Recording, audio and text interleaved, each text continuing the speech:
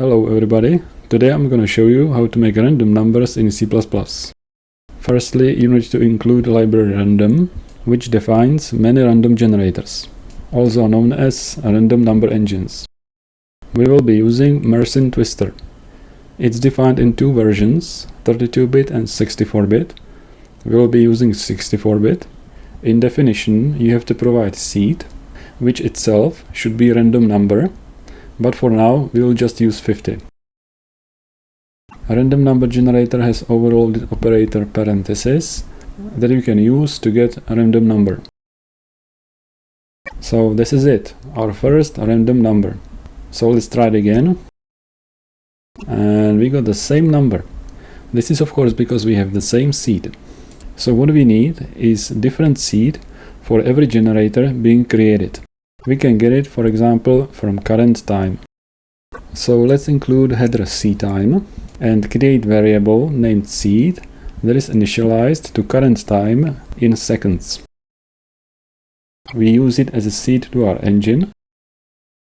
And now, when we run the program, every time we get different random number.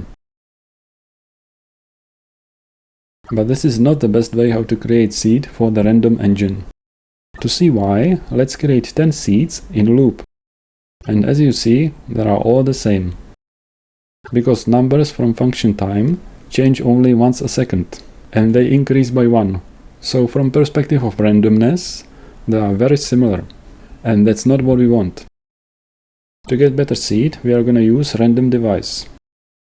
We will get random numbers from overloaded operator parentheses. And let's compare it to time function. And as you see, we got 10 very different numbers. So let's get rid of time function and use it in our seed. So let's create 10 random numbers. And now every time our program runs, it creates random numbers from random seed. But strictly speaking, those numbers are not truly random. They are so-called pseudo-random. But unless you do some scientific simulations, it doesn't really matter. And now we have to deal with the values that we get from this engine. So far we have created 64-bit unsigned integer values in uniform distribution. What if we want something else? For example, real values or different distribution. A random header provides us with several distributions to choose from. So let's try uniform real distribution with the limits between 0 and 1. To get values we call distribution with engine as a parameter. And these are 10 values of our uniform real distribution. We are using double here, so let's print more precision. And that's the result. So let's try one more, for example normal distribution, which is also very often used. It's defined for real values, so let's have double. If you want discrete version, you need binomial distribution. Normal distribution is defined by mean value and standard deviation. So let's try for example 5 and 1.5. And these are the values. If they were drawn in a graph, they would make a bell-shaped curve.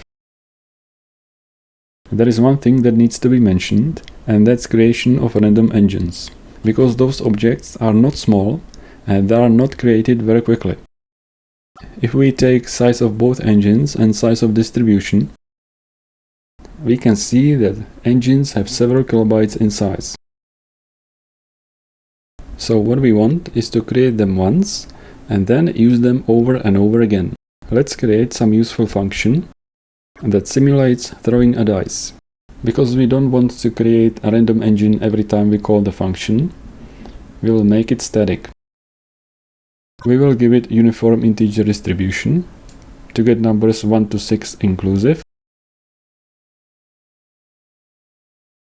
And these are the numbers we can get from it. To get a proper C++ program, we need to put random generation into a class.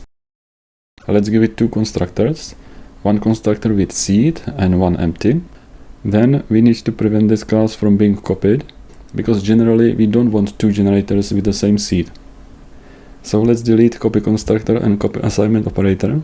Moving the object shouldn't be a problem, so let's leave it as default. And lastly, we define default destructor. This class will have private member seed, which will be implicitly initialized from Chronos library's current time, which returns this value in nanoseconds. Then we will put in Mersenne Twister engine that is initialized with seed. And then we provide member functions to get values from it.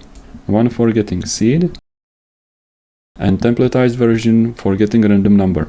This will give us a random number for any distribution. So let's try how it works. In main function we create instance of a generator and 3 different distributions. And then we call generator 10 times for each distribution.